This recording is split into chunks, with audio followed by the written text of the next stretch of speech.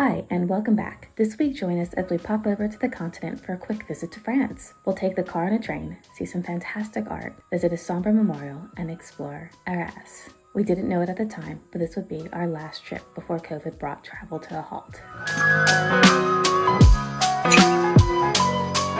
Hi, we're Catherine and Edward. We met 13 years ago when we were both on round-the-world adventures. Since then, I moved from New York to join Edward in London, and we've been traveling as much as possible ever since. A few years ago, we started filming our adventures and thought it would be fun to share them with you. They're a bit rough around the edges, and not everything goes quite to plan. However, every minute is fun. After an early wake-up call, we headed down to Folkestone and took Le Shuttle to France. Which way? That way? Or maybe not. I do not know. This guy's French. I look English. Who knows? You look like Kira. The car on the tree.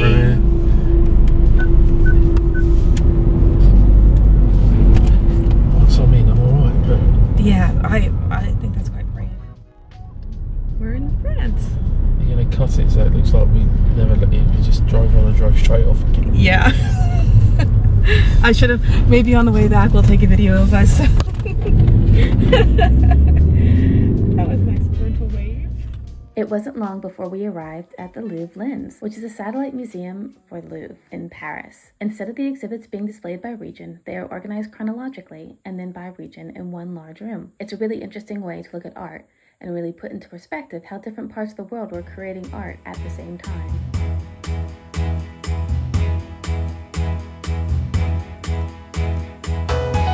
This is a cool museum. Yeah, it feels a bit like you know, the second Batman film where he's lost his house and he's got that great big open space, which is the secret lair.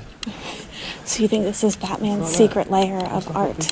A big warehouse, isn't it? But it's been quite well done, if you know what I mean. I think it's actually, I sometimes find it more difficult to go to museums that are presenting old things in really starkly new environments. There's But plenty of space around all the exhibits as well. plenty of space, and I love the way it's arranged chronologically, not necessarily by It's like region. east and west, minus 5,000 years up to present day. Yeah, it's pretty, it's different because sometimes you go I just wish they made the words a bit bigger because, you know, you've got this great big bloody unit here and you think, oh, you could make the lettering a bit bigger for us old people that can't see properly anymore. I think sometimes it's easy to go and you do the Renaissance section of art, and then you do the Impressionist, and then you go to the Greco-Roman area, and then you go to the Far East, and then the Mid-East, and then it's the Egyptian, and you don't quite realize. You got the lens cap on. No? Why do you say things like Why that? you got it on camera? And you don't always you think big about glass. what's going on at the same time, you know? Yeah? Oh, they're wagging. The Canadian National Vimy Memorial is dedicated to the memory of the Canadian soldier killed during World War I. The memorial sits in the middle of a preserved battlefield park. This is the first place that all 4 divisions of the Canadian Army fought together. Tunnels, trenches, craters, and unexploded munitions pepper the park. When you come to a place like this and it's so peaceful and quiet, even though you can actually see the trenches, it's hard to imagine what was going on. This is the trenches during the First World War, is it? Yeah, I quite literally know nothing about this site at all. I also know nothing about this site, but it was the one that was most on the way, which is why I picked it. A lot of Canadian and French people died here.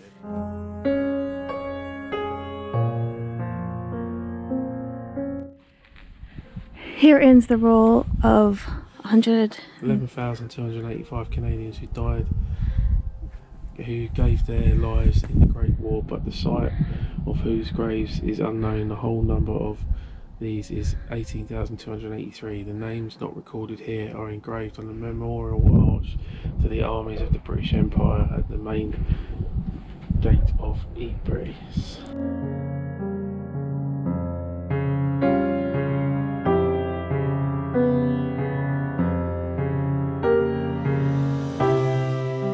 So the lovely mill in Anagram,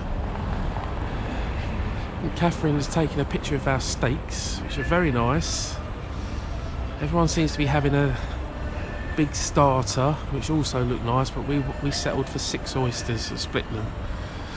And I can fully say that we made the right choice because my steak was lovely, absolutely stuffed, cooked to perfection.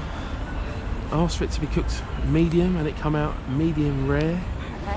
Perfect it was. Did you hit record? I think I did, yeah. Yeah, you did. So this is the smaller square in Arras, and you see this kind of picture perfect Flemish style sort of houses, I suppose they are, merchant kind of things. Apparently they all got bombed in the Second World War and they were all... Second, wasn't it? First World War, and now it's all rebuilt. Apparently this is the tourist section. Well, I can't see, apart from us, how many English people there are in January, because it's freezing me balls off here. And that's it. This is the main square, as you can see. Very nice. Very rustic. Catherine is taking multiple pictures with the new camera.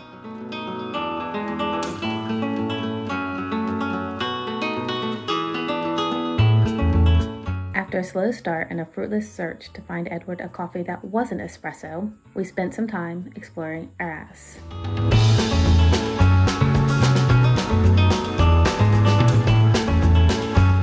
Don't involve putting 2 shots of espresso in a cup.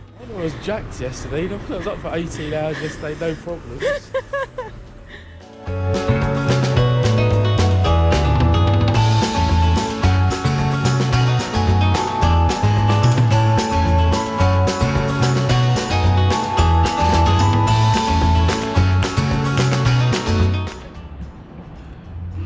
Don't grab my bald spot. And here we are today at the top of the medieval church tower overlooking of downtown Arras. And on this side of the we can see the cobbled courtyard with not a single bench to sit down on. Cool. We've got a wonderful view over there of the council estate. What Edward didn't say is that the Belfry is an UNESCO World Heritage Site.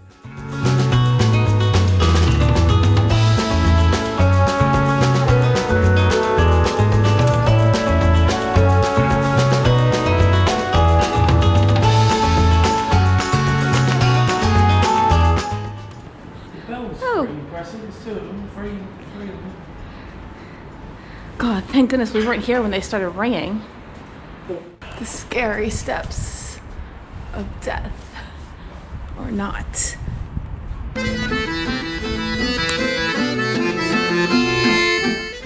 Before we knew it, the time had come to head back to Calais. However, there was one more stop we wanted to make. Saint-Omer is a beautiful little town with a very large cathedral, and definitely a place worth coming for more than just an hour.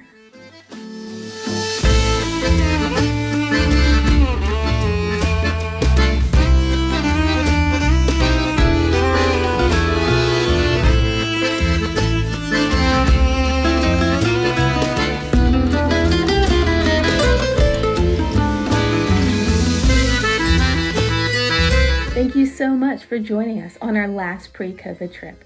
We were so lucky to hit an odd sunny weekend in January. Driving to France is one of our favorite ways to have a quick getaway and really feel like we're on holiday. Let us know in the comments where we should go next time. Please also like and subscribe to The Right Life.